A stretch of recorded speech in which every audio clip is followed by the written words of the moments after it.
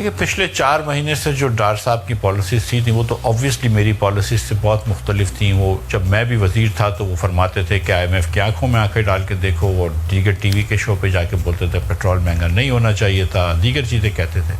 अब जब मैं आया हूँ तो खान साहब जब जो है वो 145 रुपये का डीज़ल बेच रहे थे, उस वक्त 72 रुपये फ़ी लीटर नुकसान हो रहा था डीज़ल के ऊपर, यानी कि 140 अरब रुपया डीजल 72 अरब रुपया डीजल पे नुकसान हो रहा था, और कुछ 40 अरब रुपया जो है वो पेट्रोल पर नुकसान हो रहा था। 110 अरब रुपया दोनों चीज़ें मिलाकर नुकसान हो रहा था।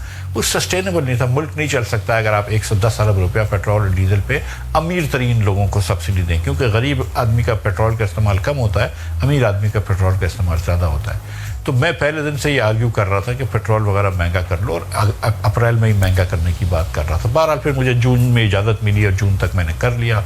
वो उसके बाद IMF को ले आया, और मैं समझता हूँ कि जो IMF को हम जिन शराइत पे लेकर आए वो काफ़ी पेनलेस थी, लेस पेनफुल थी, let me put it this way. मुश्किल तो थी लेकिन फिर भी आसान थी। अब मुझे लगता है कि IMF थोड़ी सी और मुश्किल करेगा, क्योंकि 4 महीने तक आपने जो नुकसान कर दिया है, जो रेमिटेंस हमेशा के लिए खो गई कि 1.5 बिलियन जो है वो हवाले से आ गया रेमिटेंस, या एक्सपोर्ट कम हो गया, या आपने जो लोगों की यहाँ पे इंडस्ट्री वगैरह बंद करवा दी, तो ये एक नुकसान दर नुकसान हुआ है। और आप देखें कि पिछले साल बजट से, जब शौकत तरीन साहब ने ये बजट दिया, जब से आपने हफीज़ शेख साहब को हटाया था और जब से आपने एक्सपेंशनरी पॉलिसी लेकर आए थे, जब से जो है वो हम सेल्फ इन्फ्लिक्टेड वूंड्स लगा रहे हैं हुकूमत के अंदर। हुकूमत के वज़रा खुद, चाहे वो इमरान खान साहब के वज़ीर हों या फिर इधर हुकूमत ने खुद ऐसी पॉलिसीज इस्तेमाल करी हैं जिससे नुकसान हुआ है।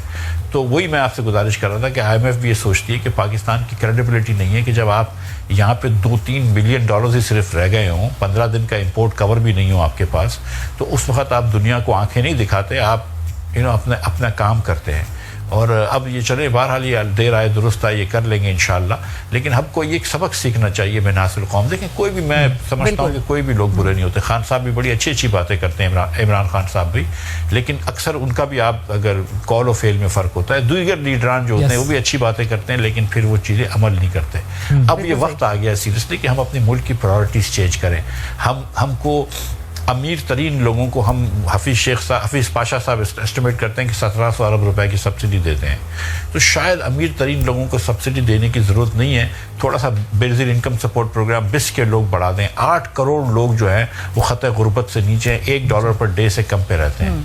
अब आप मुझे बताएं कि किस तरह गुजारा हो। 60% पाकिस्तानी है, उसकी फैमिली इनकम 35,000 रुपये से कम है। तो ये चीज़ें आपको करनी ज़रूरी है।